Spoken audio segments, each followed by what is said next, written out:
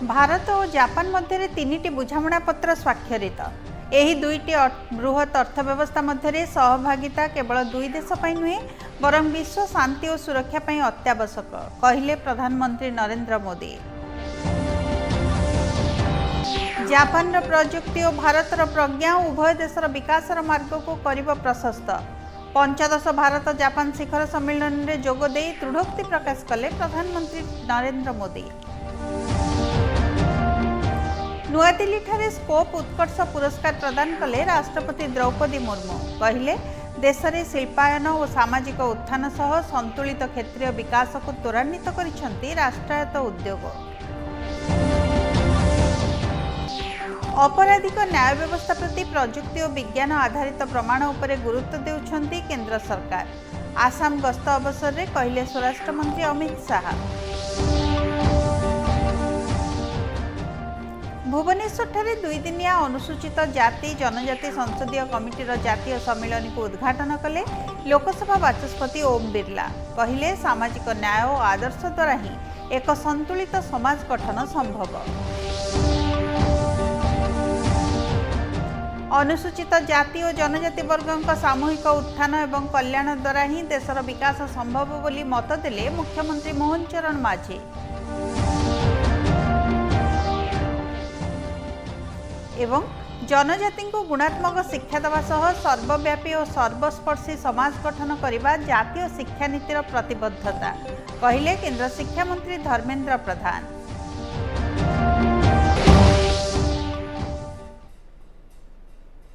नमस्कार एवं शुभ संध्या। एथर विस्तृत समाचार सह मु निवेदिता। जापान गस्त अवसर में प्रधानमंत्री नरेंद्र मोदी एवं जापान प्रधानमंत्री शिगेरु इशिबा 15 भारत जापान वार्षिक शिखर सम्मेलन में जोग देइछंती। एही सम्मेलन अवसर में उभय नेता मध्य विभिन्न क्षेत्र में रणनीतिक सहयोग वृद्धि उपरे विस्तृत आलोचना होइछे। बैठक शेष में उभय पक्ष मिलित विवृत्ति जारी करने सह परस्पर मध्य तीनोटी चुक्तिपत्र आदान प्रदान करिसेंती। आगामी 10 वर्ष मध्य भारत में जापान 10 ट्रिलियन येन पुंजी निवेश करिबो। एही अर्थ नवसृजन ठारू आरंभ करी परिवेश निर्माण प्रजुक्ति कृत्रिम प्रज्ञा सेमिकंडक्टर आदि क्षेत्र में कराजिबो। जापान प्रजुक्ति एवं भारतीय प्रज्ञा उभय मिलित भावे कार्य करबा लगी दुई देशर प्रधानमंत्री आह्वान जणाइछथि। एथिपई 10 वर्षर एक रोड मैप प्रस्तुत करा जायछि। सेहिभଳି भारत एवं प्रशांत महासागर क्षेत्र को अधिक मुक्त स्वाधीन एवं प्रशस्त करने लगी उभय नेता सहयोगर सह कार्य करने को प्रतिश्रुति प्रकट करिसेंती।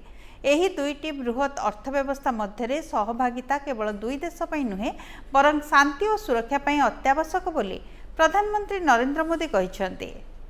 शिप बिल्डिंग जैसे क्षेत्रों में भी तेजी से प्रगति करेंगे। चंद्रयान 5 मिशन में सहयोग के लिए इसरो और जाक्सा में बनी सहमति का हम स्वागत करते हैं। हमारी सक्रिय भागीदारी पृथ्वी की सीमाओं को पार कर अंतरिक्ष में भी मानवता की प्रगति का प्रतीक बनेगी। फ्रेंड्स, ह्यूमन रिसोर्स एक्सचेंज इसके एक्शन प्लान के तहत अगले 5 वर्षों में अलग अलग क्षेत्रों में दोनों तरफ से 5 लाख लोगों के आदान प्रदान को प्रोत्साहन दिया जाएगा। इसमें 50,000 स्किल्ड भारतीय जापान के अर्थव्यवस्था में सक्रिय योगदान देंगे। भारत और जापान की भागीदारी दिल्ली और टोक्यो तक ही सीमित नहीं रहेगी। अब भारतीय स्टेट्स और जापानी प्रीफेक्चर्स इसके बीच संस्थागत सहयोग के माध्यम से जुड़ाव और गहरा होगा। जापान प्रजुक्ति एवं भारतर प्रतिभा एक नूतन प्रजुक्तिर विप्लव घटेब बोली प्रधानमंत्री नरेंद्र मोदी मत पोषण करिसेंती। आज टोकियो ठारे भारत जापान आर्थिक मंच को संबोधित करी श्री मोदी कहिसेंती जे जापान हेउची विश्व प्रजुक्तिर गंताघर। सेहिभଳି भारत मध्य प्रतिभार पेंठस्थल भावे मुंड टेकिछि। कृत्रिम प्रज्ञा, सेमीकंडक्टर, क्वांटम कंप्यूटिंग, जैव प्रजुक्ति और महाकाश क्षेत्र में भारत जो दृढ़ और महत्वाकांक्षी पदक्षेप मान ग्रहण करिछि यह समग्र विश्व को मार्गदर्शन कराइछि। प्रतिरक्षा और महाकाश क्षेत्र सहित वर्तमान आणविक शक्ति क्षेत्र को भारत बेसरकारी संस्था मानक पई द्वार उन्मोचन करिछि बोली प्रधानमंत्री सूचयिछन्ते। जापान सदाबेले भारतर एक गुरुत्वपूर्ण सहयोगी राष्ट्र ही रही आछि। मेट्रो ठारू आरंभ करी उत्पादन एवं सेमीकंडक्टर ठारू स्टार्टअप पर्यंत एही सहभागिता पारस्परिक आस्था और विश्वास पर आधारित। जापानी कंपनी माने भारत में प्राय $40 बिलियन रु अधिक राशि विनियोग करछन्ते। ताहा उत्पादन ठारू ऑटोमोबाइल पर्यंत सबु क्षेत्र में निवेश करा जायछि। सेमाने बैटरी, रोबोटिक्स, सेमीकंडक्टर, जहाज निर्माण एवं आणविक शक्ति क्षेत्र में यहाकू प्रतिपादन करिवे बोली प्रधानमंत्री कहिछन्ते। जापान गस्त अवसर में प्रधानमंत्री नरेंद्र मोदी को औपचारिक स्वागत पूर्वक गार्ड ऑफ ऑनर प्रदान करा जायछि। एही कार्यक्रम में जापान प्रधानमंत्री शिगारू इशिबा मध्य मोदी सह उपस्थित थिले। एही समय रे उभय देशर राष्ट्रगान धुन परिवेषण होइथिला। उभय नेता प्रतिपक्ष अधिकारी सह परिचित होइथिले।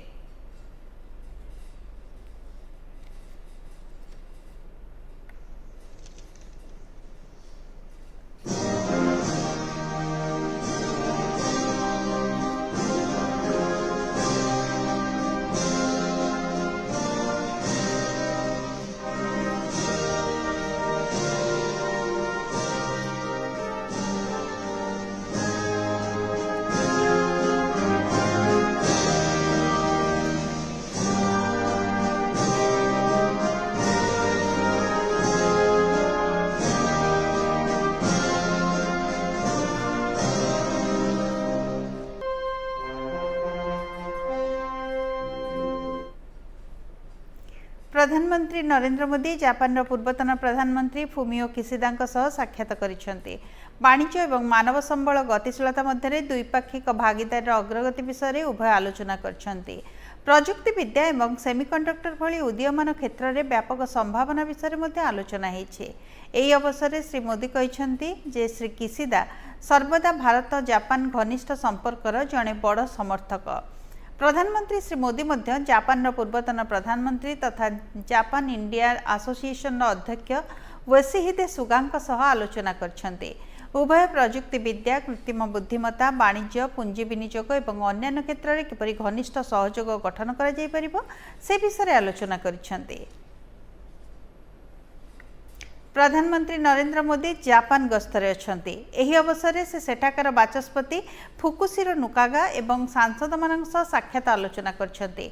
प्रधानमंत्री श्री मोदी भारत एवं जापान मध्य दृढ़ एवं बंधुत्वपूर्ण संपर्क विषय आलोचना करछन्ति। एथिसह मानव संबल विकास, सांस्कृतिक आदान प्रदान एवं अर्थनीति, स्वास्थ्य, गतिशीलता, सहभागिता, कृत्रिम बुद्धिमत्ता, विज्ञान, प्रजुक्ति विद्या एवं अन्यान्य प्रमुख क्षेत्रगुड़िक सहयोग आदि विषय मध्य आलोचना होइछे। प्रधानमंत्री नरेंद्र मोदी आज जापान दरुमजी मंदिर परिदर्शन करछन्ति। मंदिरर मुख्य पूजक रेफ शिशो हिरोस प्रधानमंत्री श्री मोदी को एक दरुमा कंढई प्रदान करछन्ति। दरुमा हेउछि जापान एक प्रतीकात्मक सांस्कृतिक प्रतीक एवं स्मारकी। जैन बौद्ध धर्मर प्रतिष्ठाता बोधि धर्म मॉडल रे यह निर्मित होइछि। यह अध्यवसाय एवं सफलतार प्रतीक भाव में बेस जनाशुना। यह केबे हार मानिबार गुण को मध्य प्रतीत करे। दारुमा कांचीपुरम जड़े भारतीय सन्यासी बोधि धर्म उपरे आधारित, जहां जापान रे दारुमा देशी भाव में जना जाए। विश्वास करा जाए जे बोधि धर्म 9 वर्ष धरी निरंतर ध्यान करथिले। एक प्राचीर आड़क मुह करी अंग प्रत्यंग को बांधी ध्यान करथिले। सेतिपई एही कंढईटी एपरि अद्भुत गोलाकार आकृतिर जेउथिरे कोनोसी अंग एवं आखि देखिबाकू मिलेनी। भारत एवं जापान मध्य सहयोग को आउ एक पर्याय को पहुंचाइबा दिगरे दुई देशर प्रधानमंत्री मध्य आज सफलतार सहित 15 द्विपाक्षिक शिखर बैठक अनुष्ठित होइछि बोली वैदेशिक सचिव विक्रम मिश्री कहिसेंते। आज सांबादिक मानकु एही सूचना दे श्री मिश्री कहिसेंते जे दुई देश आगामी एक दशंधि निमंते 8 गोटी स्तंभरे परस्पर सहित घनिष्ठ सहयोगर सहित कार्य करने सहमत होइछन्ते। भारत आगामी एक दशंधि मध्य भारत में 10 ट्रिलियन येन विनियोग करिबो।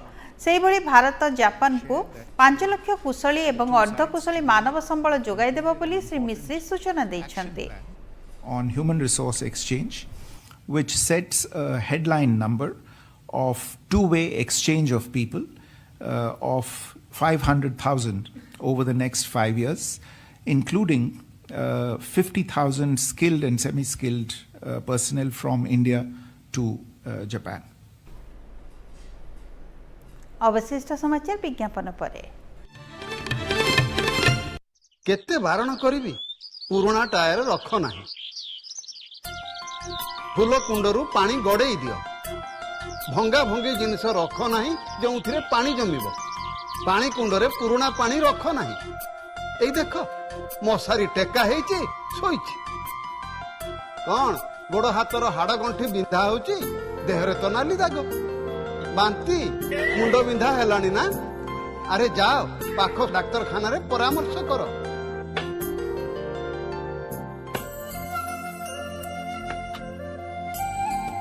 तमे किए मु निधि मौसा एबे भी बंची एडिस मशा जीए दिन बेले कामुड़े ता द्वारा डेंगू ज्वर व्यापे। हाँ ताहारी लक्षण आउ प्रतिकार कथा मु कहिबाकू आसीची। मलेरिया आउ आम घरे केबे नुहे कहीं जानती आम परिवार समस्ते मशारी व्यवहार कर मलेरिया प्रवण अंचल में दि जाइथिबा LLIN मशारी को नियमित व्यवहार कर एही मशारी को साधा पानी रे सफा करी छाई रे सुखान। गर्भवती महिला और शिशु मानकु निश्चित भाव में एही मशारी भितर शोइबाकू दियंतु।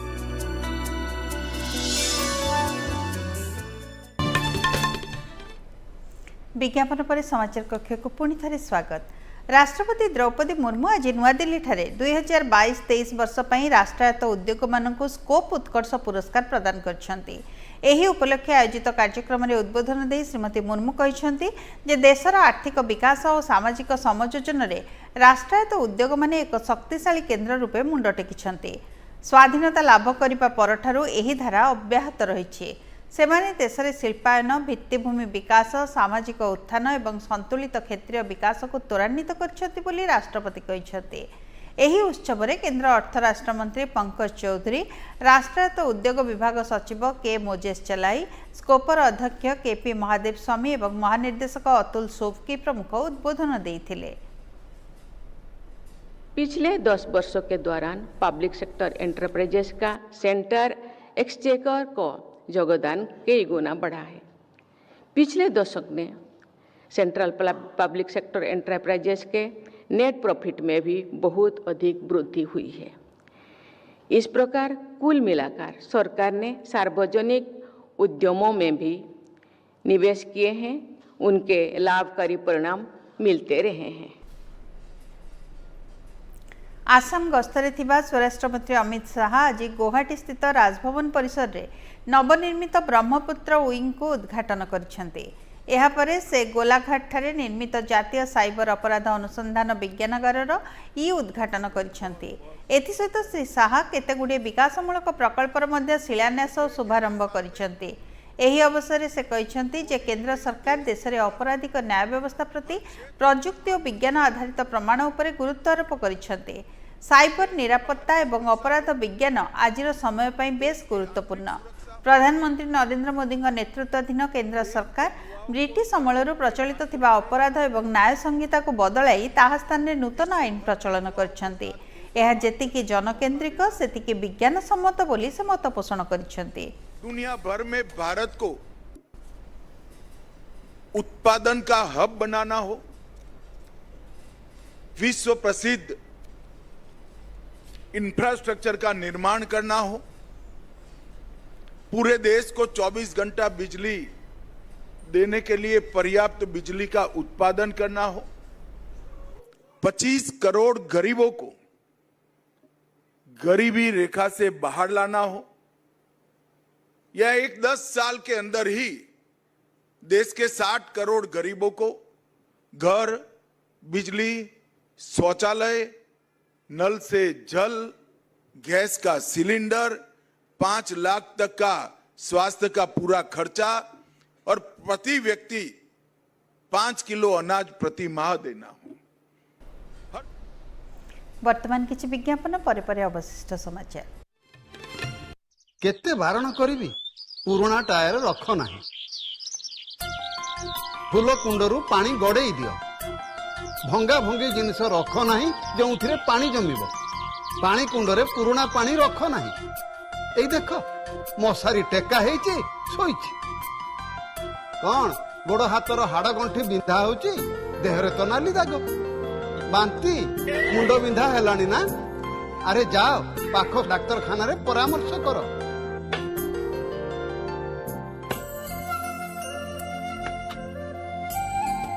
तमे किए मु निधि मौसा एबे भी बंची एडिस मशा जीए दिन बेले कामुड़े ता द्वारा डेंगू ज्वर व्यापे। हाँ ताहारी लक्षण आउ प्रतिकार कथा मु कहिबाकू आसीची।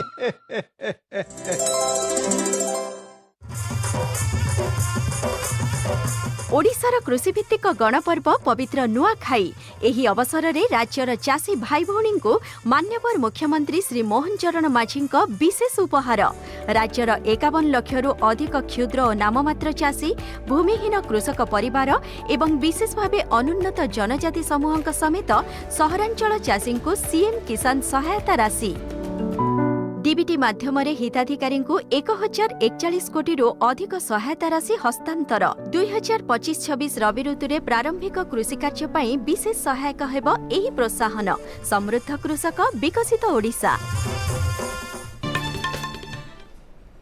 आसवा राज्य खबर को भुवनेश्वर आरंभ होइछि 2 दिनिया अनुसूचित जाति अनुसूचित जनजाति संसदीय कमिटीर जातीय सम्मेलन। लोकसभा बाचस्पति ओम बिरला ଏହି ସମ୍ମିଳନୀକୁ उद्घाटन କରିଛନ୍ତି। ଏହି ଅବସରରେ ଉଦ୍ବୋଧନ ଦେଇ ଶ୍ରୀ ବିର୍ଲା କହିଛନ୍ତି ଯେ ସମ୍ବିଧାନ ପ୍ରଣେତା ଡକ୍ଟର ବାବା ସାହେବ ଆମ୍ବେଦକର ଯେଉଁ ସାମାଜିକ ନ୍ୟାୟର ଆଦର୍ଶ ପ୍ରଦର୍ଶନ କରିଥିଲେ ଏବଂ ସନ୍ତୁଳିତ ସମାଜ ଗଠନ ନିମନ୍ତେ ସାମ୍ବିଧାନିକ ବ୍ୟବସ୍ଥା ପ୍ରଣୟନ କରିଥିଲେ ତାହାକୁ ବାସ୍ତବ ରୂପ ପ୍ରଦାନ କରିବା ସମସ୍ତଙ୍କର କର୍ତ୍ତବ୍ୟ। ଏଥିରେ ସାଂସଦ ଏବଂ ବିଧାୟକମାନଙ୍କର ବିଶେଷ ଭୂମିକା ରହିଛି।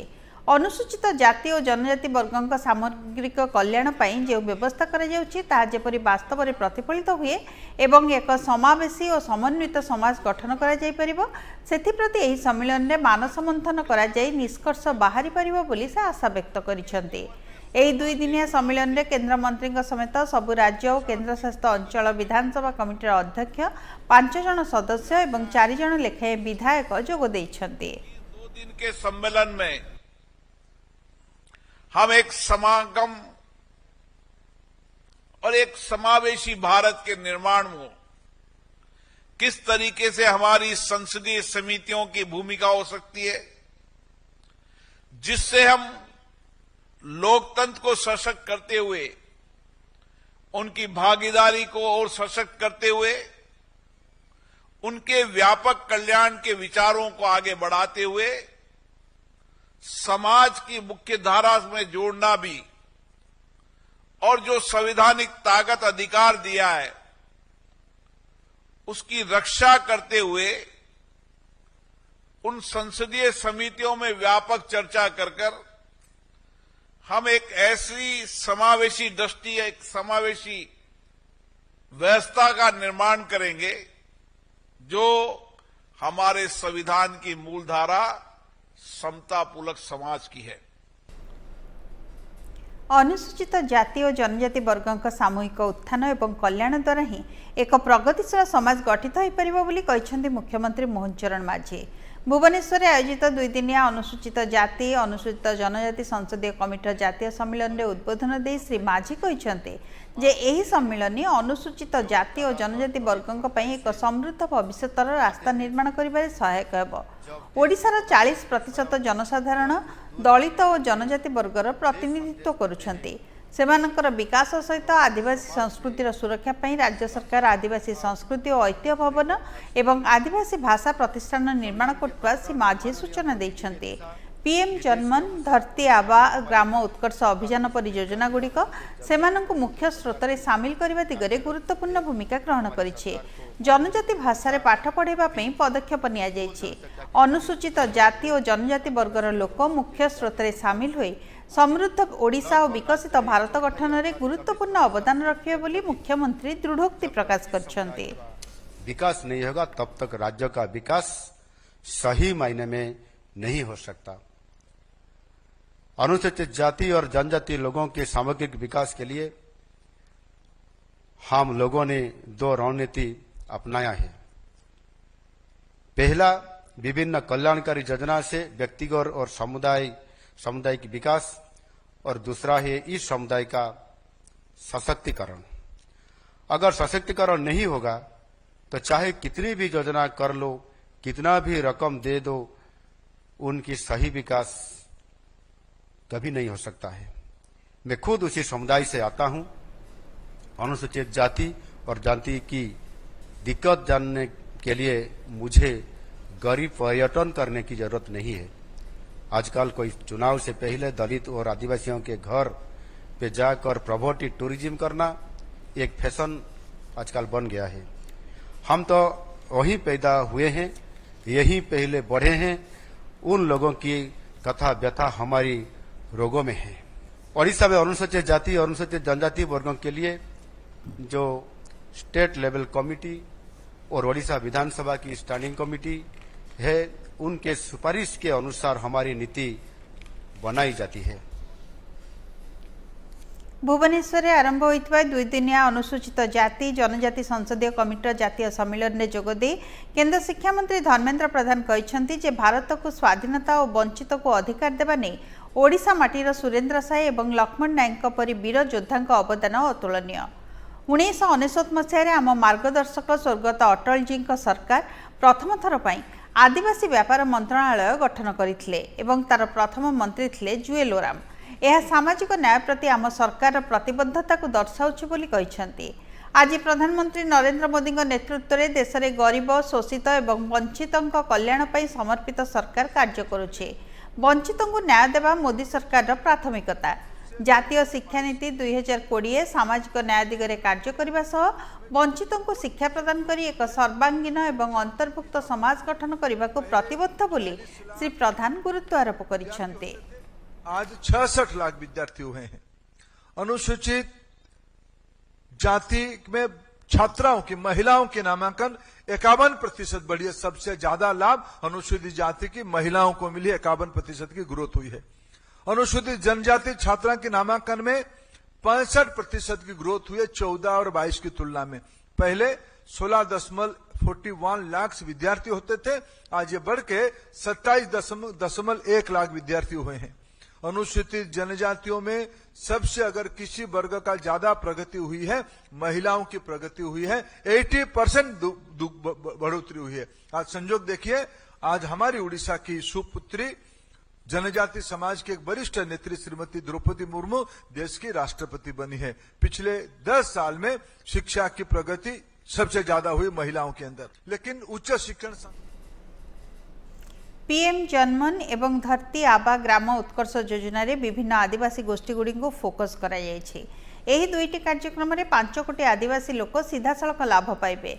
अनुसूचित जाति और जनजाति संसदीय कमिटर जातीय सम्मेलन में उद्बोधन दे एपरि कहिसेंति केंद्र आदिवासी व्यापार मंत्री जुएल ओराम।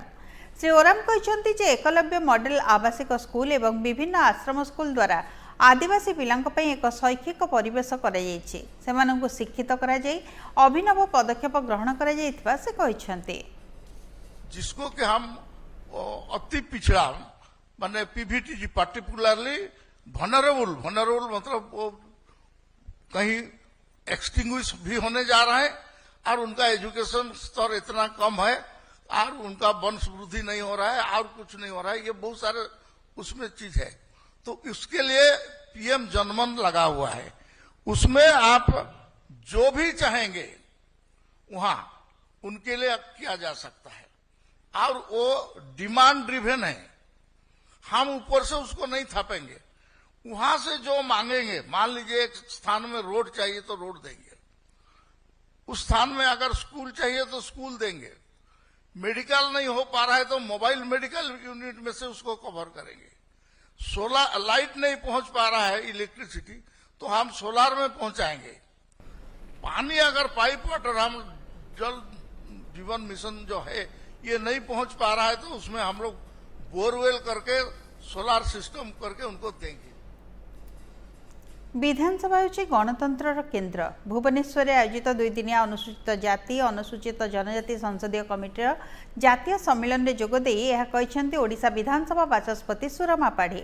श्रीमती पाढ़ी कहते जे विधानसभा प्रत्येक विधायकों कार्य होची सरकार नीति निर्धारण करने एवं सही नीति को दुर्गम अंचल शेष लोकों निकट को पहुंचेबा आम समस्तंकर दायित्व। कमिटीर बैठक ए दिगरे मार्गदर्शन करिबा बोली से मत देइछन्ते। Policies framed across various sectors. Our sole aim should be to discharge this responsibility with due integrity and with a view to be accountable to the public at large.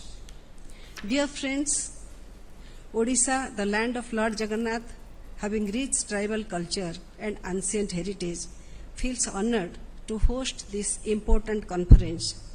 I am confident that the discussions here will strengthen our commitment to the welfare of scheduled castes and scheduled tribes and help us to move more closer. ओडिशार अभिवृद्धि engine को सशक्त करने नहीं भुवनेश्वर ठारे Indian chamber of commerce एवं लघु उद्योग भारतीय मिलित आनुकूल्य रे एक आलोचना चक्र अनुष्ठित होइछे। 2036 विकसित ओडिशा को लक्ष्य रखी वर्तमान राज्यर प्राथमिकता उपलब्ध सुविधा सुजोग आसुथिबा बाधा और भविष्यत रोडमैप को नहीं आलोचना होइछे। कार्यक्रम में जोगदे मुख्यमंत्री मोहन चरण माझी कहते जे देशर अभिवृद्धि रेकर्ड स्तर को जाउछे। एही समय आमर गति को रोक लगेबा पई अमेरिका टैरिफ धमक देइछे, मात्र यार दीर्घकालीन प्रभाव अनुभूत हेबनी बोली से कहते। से पुणी कहते 2047 सुधा प्रधानमंत्री नरेंद्र मोदी विकसित भारत गठन लक्ष्य रखिछन्ते। राज्य में अर्थनीति अभिवृद्धि बढ़ाइबा सह समृद्ध ओडिशा विकसित ओडिशा 2036 लक्ष्य पूरण पई समस्त पदक्षेप निया जाउछे। जीएसटी दर कमिले आर्थिक स्थिति में उन्नति आसिबा बोली से कहते। एही कार्यक्रम में मंत्री संपत चंद्र स्वाई, डॉक्टर कृष्णचंद्र महापात्र, डॉक्टर मुकेश महालिंग, विभूतिभूषण जेना, राज्य बीजेपी सभापति मनमोहन सामल प्रमुख उपस्थित थिले। विकसित ओडिशा को 2036 कार्यक्रम में बीजेपी राज्य सभापति मनमोहन सामल जोगदे कहते जे ओडिशा धनी किंतु ओडिशार लोक गरीब बोली जो स्लोगान पूर्वर चली आसी ताकू परिवर्तन करने कठिन परिश्रम सह दृढ़ इच्छाशक्ति दरकार। 2036 सुधा विकसित ओडिशा गठन पर राज्य में गच्छित थिबा संबलर सुविनियोग निहाती आवश्यक बोली से कहते। भारत वर्ष में होइतिबा पुंजीनिवेश अपेक्षा अधिक 40% पुंजीनिवेश को आकृष्ट करिबारे ओडिशा सफल होइछे। शिल्प क्षेत्र में विकास पई यह आम सरकार प्रतिबद्धता को दर्शाउछि बोली कार्यक्रम में जोगदे शिल्प मंत्री संपत चरण स्वाई मत व्यक्त करिसेंते। कार्यक्रम में गोकुलानंद मल्लिक, विभूतिभूषण जेना, कृष्णचंद्र महापात्र प्रमुख मंत्री जोगदे सेमानंकर मतामत उपस्थापन करिसेंते। लोकसभा बाचस्पति ओम बिरला आज सपत्नीक पुरी जाई श्रीमंदिर में श्रीजीव मानकर दर्शन करने सह पूजार्चना करिसेंते। बाचस्पति श्री बिरला प्रथमे पुरीर स्वतंत्र सर्किट हाउस पहुंचवा पर सेठारु श्रीमंदिर जाइथिले। सिंहद्वार निकट में श्रीमंदिर मुख्य प्रशासक डॉक्टर अरविंद पाढ़ी, पुरी जिलापाल एवं आरक्षी अधीक्षक तांको स्वागत करथिले। महाप्रभु को दर्शन करी से खूब खुशी एवं से समग्र देशर मंगल कामना करी महाप्रभु निकट में प्रार्थना करछन्ति बोली प्रकाश करथिले। श्री बिरला सह पुरी गस्त समय केन्द्रमंत्री धर्मेन्द्र प्रधान, राज्य स्वास्थ्य मंत्री मुकेश महालिंग, रविनारायण नायक, सांसद संबित पात्र प्रमुख उपस्थित थिले। समाचार शेष भाग विज्ञापन पर मलेरिया आउ आम घरे केबे नुहे कहीं जानती आम परिवार समस्ते मशारी व्यवहार कर मलेरिया प्रवण अंचल में दि जाइथिबा LLIN मशारी को नियमित व्यवहार कर। एही मशारी को साधा पानी रे सफा करी छाई रे सुखांती। गर्भवती महिला और शिशु मानकु निश्चित भाव में एही मशारी भितर शोइबा को दियंती।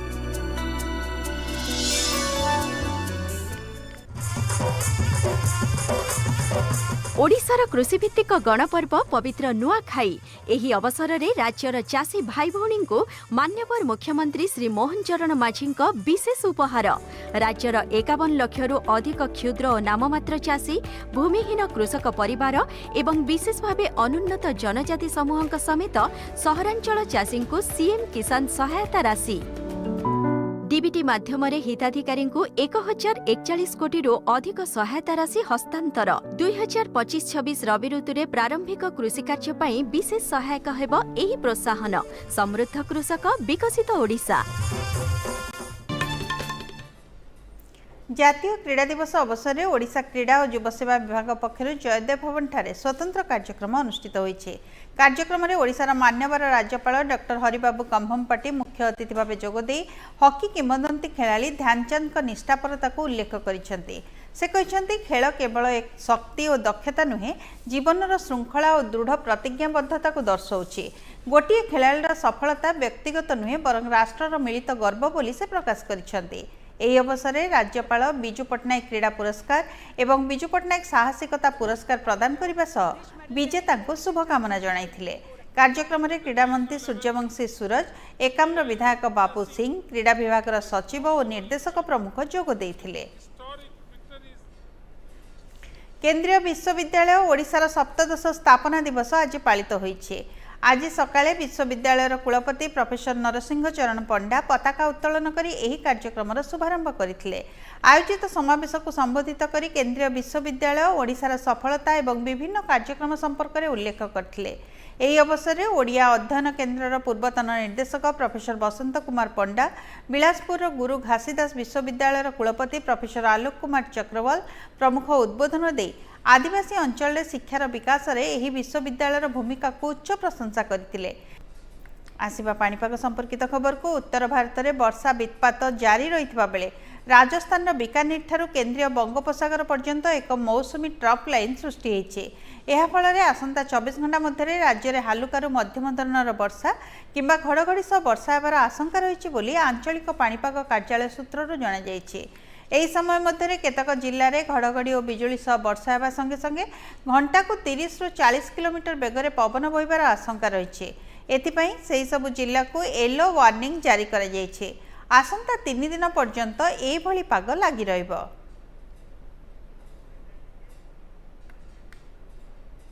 समाचार शेष करबा पूर्व मुख्यांश पुणी थरे।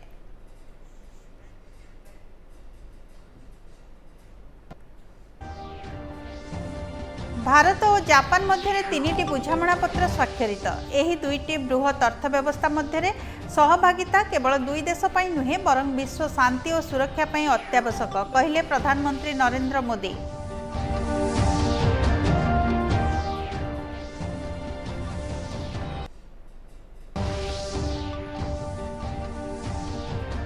जापान प्रजुक्ति और भारतर प्रज्ञा उभय देशर विकासर मार्ग को करिब प्रशस्त। पंचदश भारत जापान शिखर सम्मेलन में जोग दे दृढ़ोक्ति प्रकाश कले प्रधानमंत्री नरेंद्र मोदी।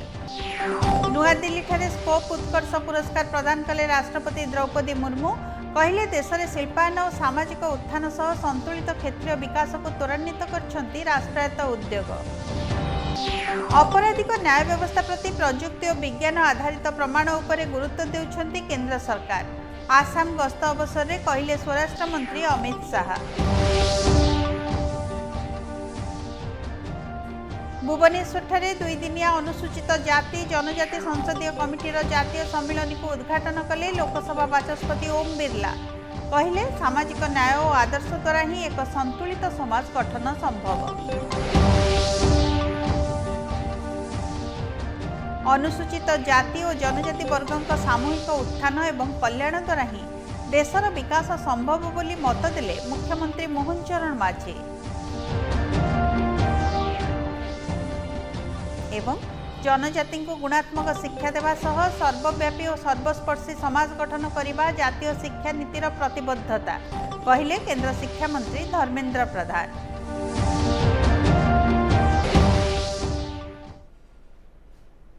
समाचार कक्षर आज एतिकी। नमस्कार एवं शुभरात्रि।